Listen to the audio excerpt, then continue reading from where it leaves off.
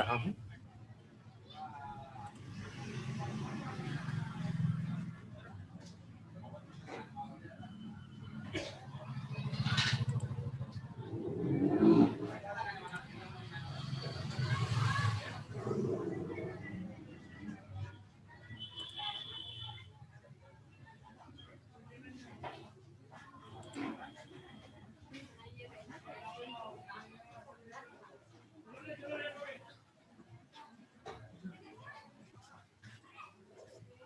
जैसे कि कल आप लोगों को मैंने बताया था mu is equal to sine A plus del m by two upon A by two, ये हमने निकाला था प्रिज्म के अपवर्तनांक के लिए सूत्र। इसके पश्चात आज जो हम देखते हैं पतले प्रिज्म के लिए सूत्र। सामने में दिख रहा है पतले प्रिज्म के लिए हम किस प्रकार का उपयोग करते हैं और कैसे उपयोग करते हैं। इसके लिए आप देखिएगा समीकरण नंबर 1 और समीकरण नंबर 5। समीकरण नंबर 1 और समीकरण नंबर 5 से हम लेते हैं डेल इज इक्वल टू हमने क्या निकाला था I1 प्लस I2 माइनस ए। अर्थात समीकरण नंबर 5 में आप लोगों ने देखा होगा, समीकरण नंबर 5 में आप लोगों ने क्या देखा कि हमने विचलन कोण के लिए निकाला था डेल इज इक्वल टू क्या निकाला था, एक ब्रैकेट में निकाला था I1 plus I2, I1 plus I2 और उसके पश्चात माइनस करके हमने दूसरे ब्रैकेट में क्या निकाला था R1 प्लस R2। क्या निकाला था हमने R1 प्लस R2, इस प्रकार से हमने निकाला था। अब चूंकि R1 plus R2 is equal to हमने क्या निकाला था ए निकाला था, इसके जस्ट पहले हमने क्या निकाला था R1 plus R2 is equal to हमने क्या निकाला था ए, ये सूत्र निकाला था प्रिज्म के अपवर्तनांक के लिए सूत्र में। तो ये जो है R1 प्लस R2 के जगह हमने क्या रखा ए का उपयोग किया, तब इस स्थिति में डेल इज इक्वल टू हमको क्या प्राप्त हुआ I1 प्लस I2 माइनस ए। आगे हम देखते हैं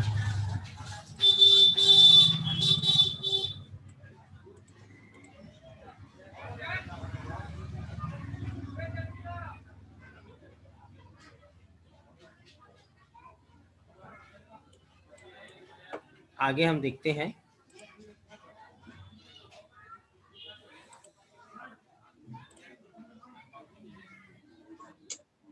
सर मेरे में बार बार रिकनेक्ट हो रहा है, स्क्रीन भी नहीं बता रहा है। आपके में हाँ सर। रिकनेक्ट हो रहा है, चलिए देखता हूं मैं एक सेकंड, हाँ सर। स्टाफ शेयरिंग कर रहा हूं मैं। 16 लोग तो जुड़ गए हैं, सब में वही समस्या हो रही है क्या? मैंने तो ऑटोमेटिक कर दिया है सब। नहीं सर, नहीं हो रही। नहीं सर, नहीं हो रहा है। क्लियर है। क्लियर है ना? आप लोग हाँ आपके सर। में कुछ यस सर। टेक्निकल इशू होगा, आपके में कुछ टेक्निकल इशू होगा। चलिए देखते हैं हम, फिर हम स्क्रीन शेयर कर रहे हैं। आवाज तो आ रही है हमारी? हाँ सर। Yes sir. चलिए ठीक।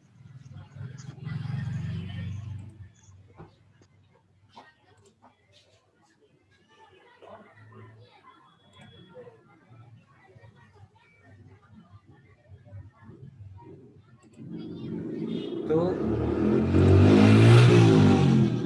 जैसे कि मैंने बताया पतले प्रिज्म के लिए साइन ए और समीकरण नंबर 1 और समीकरण नंबर 5 से डेल इज इक्वल टू हम क्या लिख सकते हैं I1 प्लस I2 माइनस ए।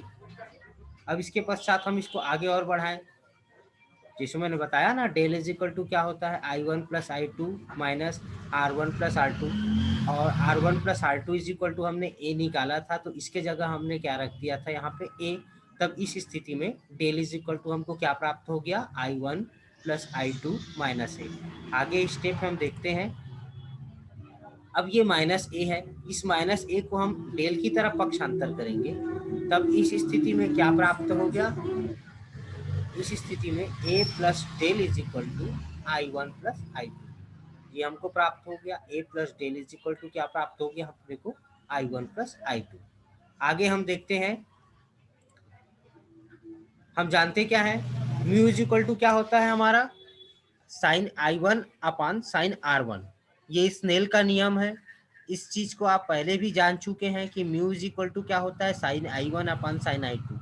चूंकि पतले प्रिज्म की बात करते हैं, इसमें दो अपवर्तक पृष्ठ होता है। पहले अपवर्तक पृष्ठ में प्रकाश प्रवेश करती है, आपतित होती है, और दूसरे अपवर्तक पृष्ठ में प्रकाश क्या होती है, निर्गत होती है।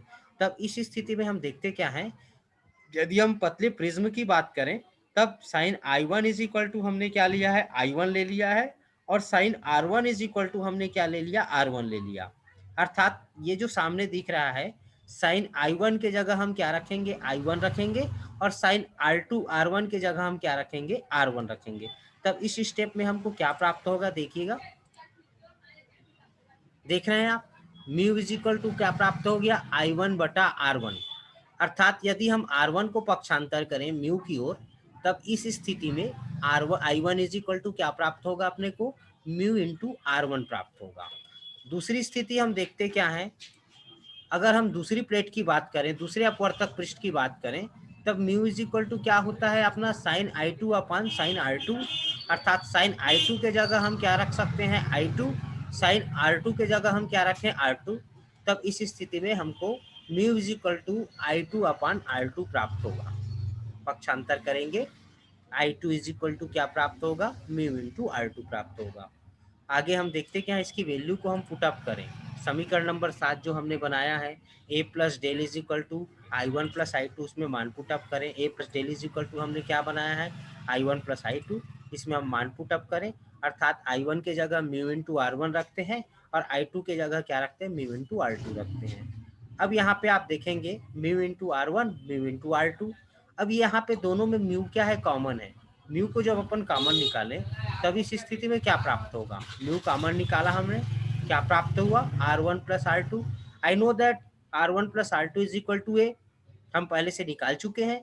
तब R1 प्लस R2 के जगह हम क्या रखें, A रखें। तब इस स्थिति में क्या होगा, म्यू इंटू A प्राप्त होगा। हम देखते क्या है, देख रहे हैं आप, म्यू इंटू A प्राप्त हो गया है। किसके लिए प्राप्त हो गया, A plus del is equal to mu into A प्राप्त हो गया। अब A को हम पक्षांतर करें, A को हम पक्षांतर करेंगे तो डेल इज इक्वल टू क्या प्राप्त होगा, म्यू A माइनस 1। अर्थात A को हम कॉमन निकालेंगे तो डेल इज इक्वल टू क्या प्राप्त होगा, म्यू माइनस 1 इंटू A। ये क्या है, पतले प्रिज्म के विचलन कोण के लिए फार्मूला है। विचलन कोण डेल इज इक्वल टू हमने क्या बताया, विचलन कोण के लिए formula mu is equal to mu del is equal to mu minus 1 into A। कोई समस्या है आप लोगों को,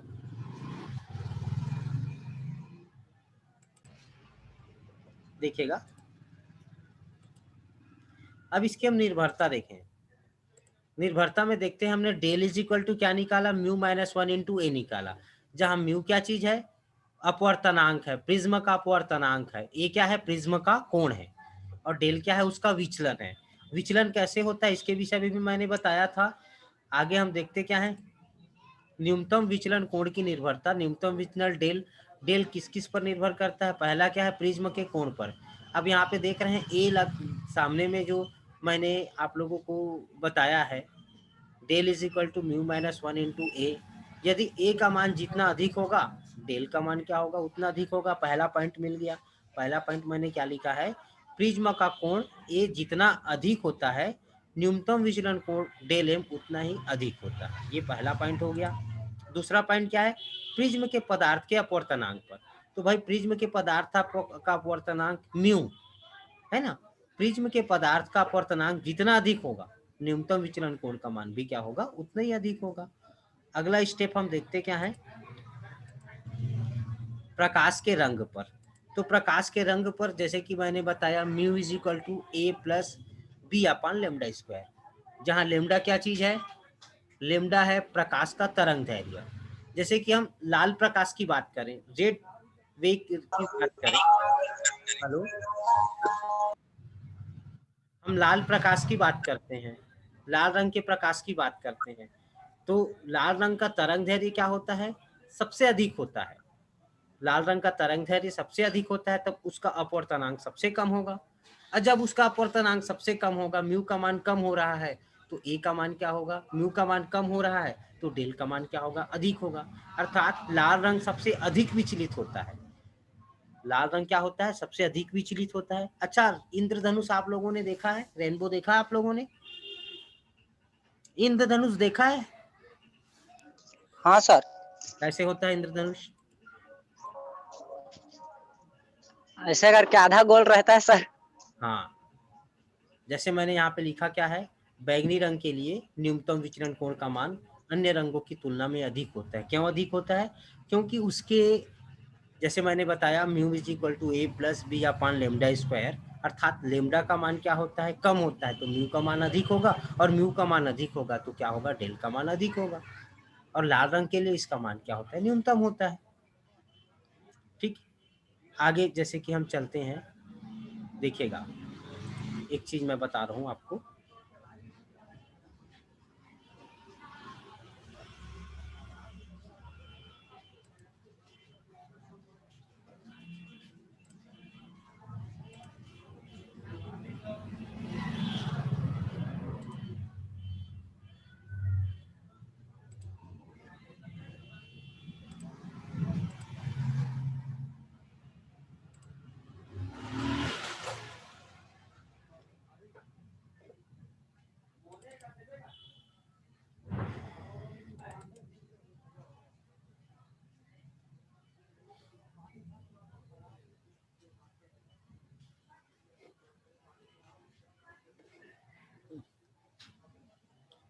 इसके बाद जो हमारा जो पार्ट आता है वह होता है प्रकाश का वर्ण विक्षेपण।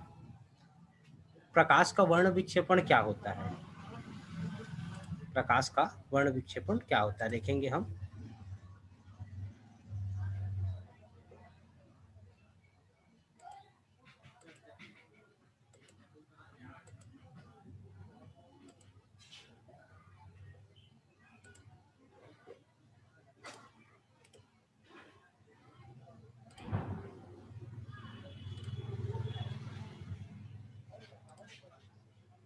एक छोटा सा वीडियो जो है आपके लिए,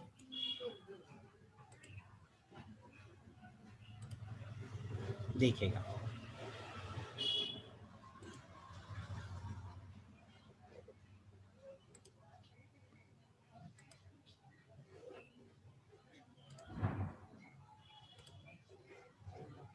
मैं फिर स्क्रीन शेयर कर रहा हूँ, एक छोटा सा है वीडियो आपके लिए।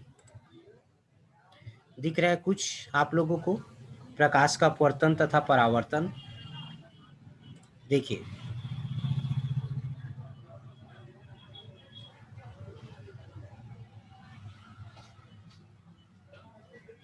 ये क्या है, प्रकाश का वर्ण विक्षेपण पर हम चर्चा कर रहे हैं।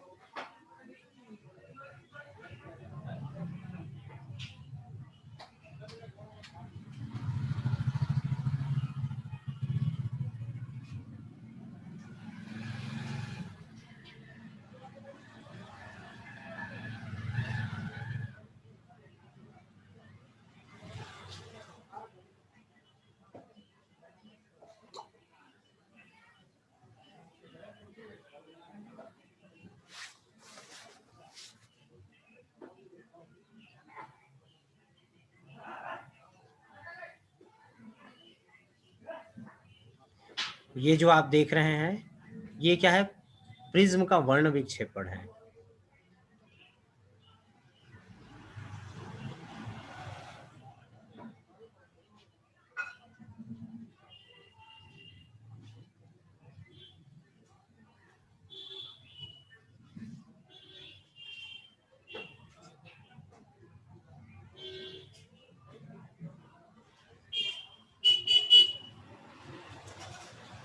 देख रहे हैं आप लोग, लाल रंग के विचलन कोण का मान कम है और बैंगनी रंग के Yes, विचलन कोण का मान अधिक है।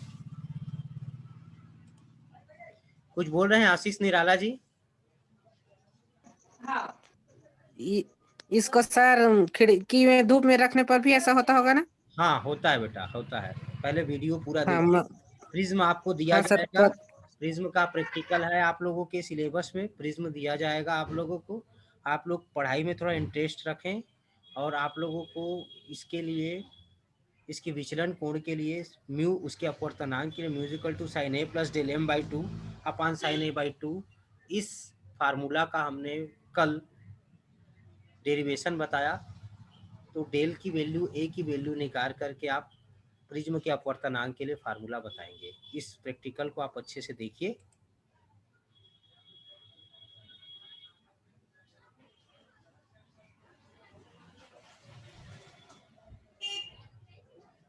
देख रहे हैं रंगों की पट्टी को हम स्पेक्ट्रम कहते हैं। जैसे इंद्रधनुष बनता है,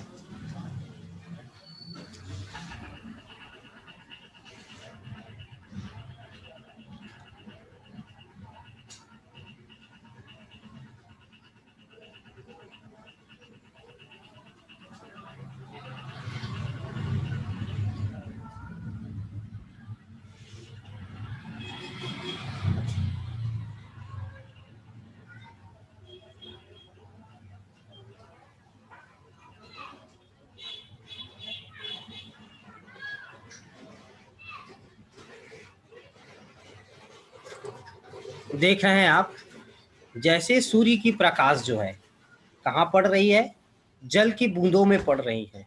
तो जल की बूंदों में पड़ रही, तो आप देख रहे हैं इस बिंदु पे और इस बिंदु पे, दो बिंदुओं पे क्या हो रहा है, आपका अपवर्तन हो रहा है, और एक बिंदु पे पूर्ण आंतरिक परावर्तन हो रहा है। याद रखिएगा, इंद्रधनुष हम देख रहे हैं, इंद्रधनुष के विषय में मैं बता रहा हूं आपको।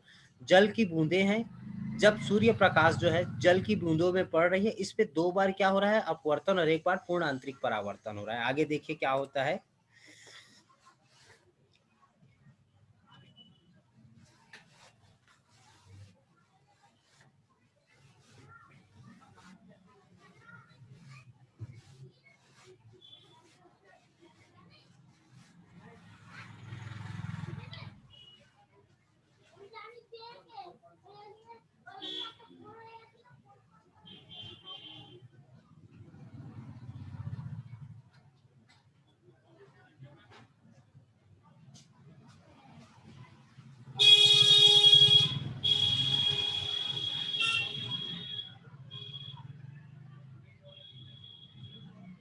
रंगों का क्रम हम कैसे याद करते हैं, बैआनी अपीनाला, बैगनी, फिर आसमानी,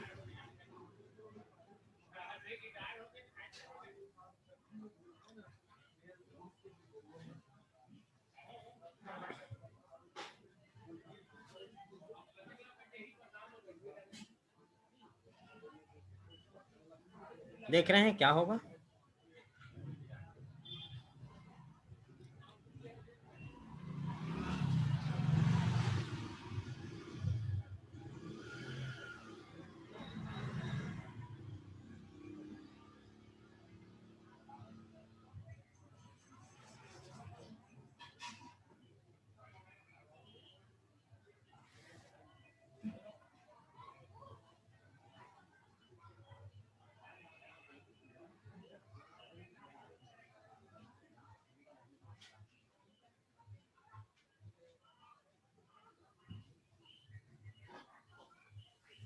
इसको हम न्यूटन सर्कल भी कहते हैं। सामने जो दिख रहा है 7 रंगों से हमने विभक्त कर दिया। इसके पश्चात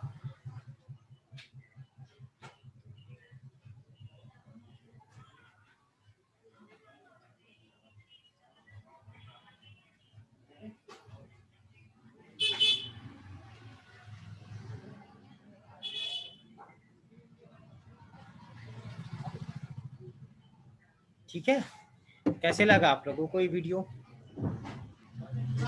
अच्छा लगा सर। तो ये जो मैंने बताया वह किसके लिए था, प्रकाश के वर्ण विक्षेपण के लिए।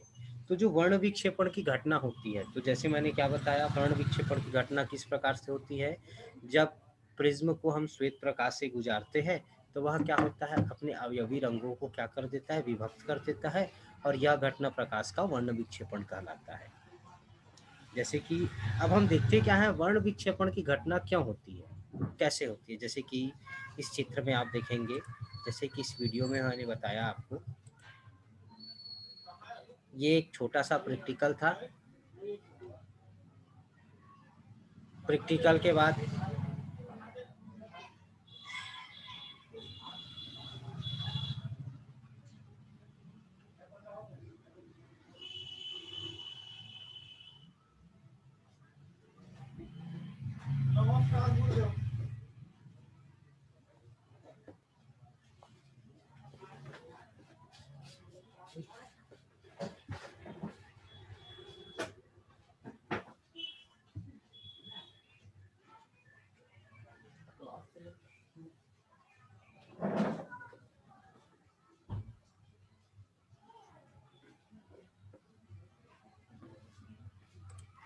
अब देखिए, जैसे कि हमने बताया कि जब हम प्रिज्म को श्वेत प्रकाश से गुजारते हैं तब वह क्या होता है, अपने अवयवी रंगों को क्या कर देता है, विभक्त कर देता है।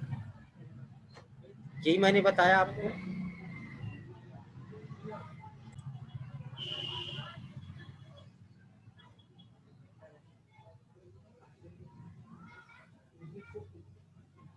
एक सेकंड।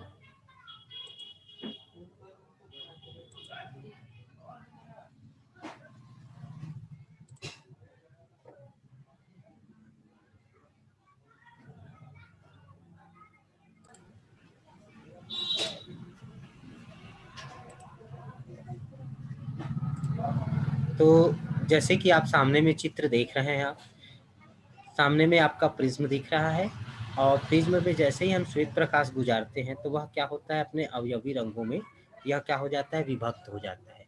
तो प्रश्न उठता ये है कि भाई हम श्वेत प्रकाश को प्रिज्म से गुजारते हैं तो अपने अवयवी रंगों में कैसे विभक्त करता है, इसका कारण क्या है, कारण क्या हो सकता है, देख रहे हैं आप।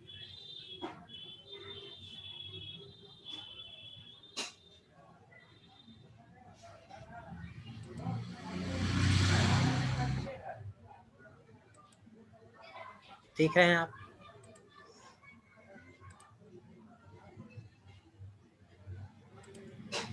तो ऐसे कैसे होता है, एक सोचने वाली बात है कि यदि हम किसी प्रिज्म में हम श्वेत प्रकाश को जब गुजारते हैं तो अब वह अपने अवयवी रंगों में विभक्त करके होती है, कैसे होती है।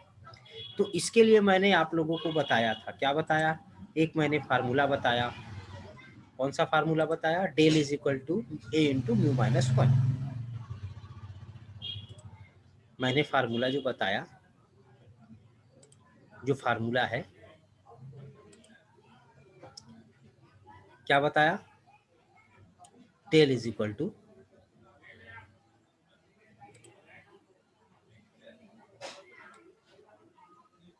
Del is equal to a mu minus 1। बहुत बढ़िया, म्यू माइनस 1।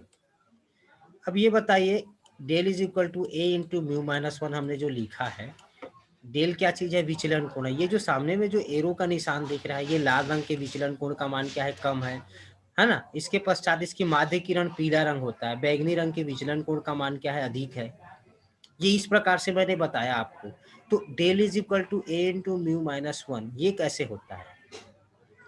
तो हम देखते क्या है कि चूंकि श्वेत प्रकाश जो है 7 रंगों से मिलके बना होता है। जैसे कि आपने न्यूटन सर्कल देखा, यदि एक प्रैक्टिकल में आपको बताया कि यदि हम एक कार्डबोर्ड ले लें, उसको 7 भाग करें और 7 कलर को हम एक निश्चित स्टेप में चलाएंगे तो हमको श्वेत प्रकाश प्राप्त होती है। ये मैंने आप लोगों को बताया। और डेल इज इक्वल टू क्या होता है, ए इंटू म्यू माइनस 1।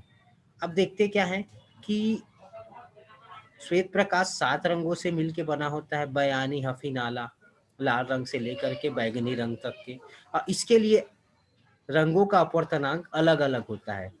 मैंने जब del is equal to a into mu minus 1 का जब मैंने इसकी निर्भरता बताया, डेल की निर्भरता बताया, तो रंगों पर भी डेल का मान क्या होता है, अलग अलग होता है।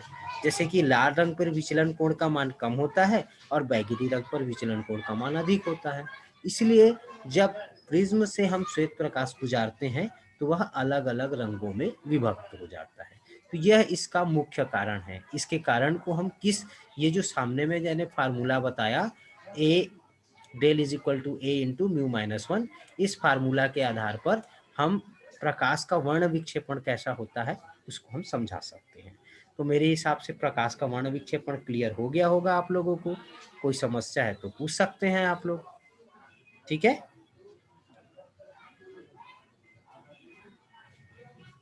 कोई समस्या थोड़ी है अब कि प्रकाश का वर्ण विक्षेपण क्या होता है। कल हम आप लोगों को इंद्रधनुष कैसे बनता है और इंद्रधनुष के प्रकार बताएंगे।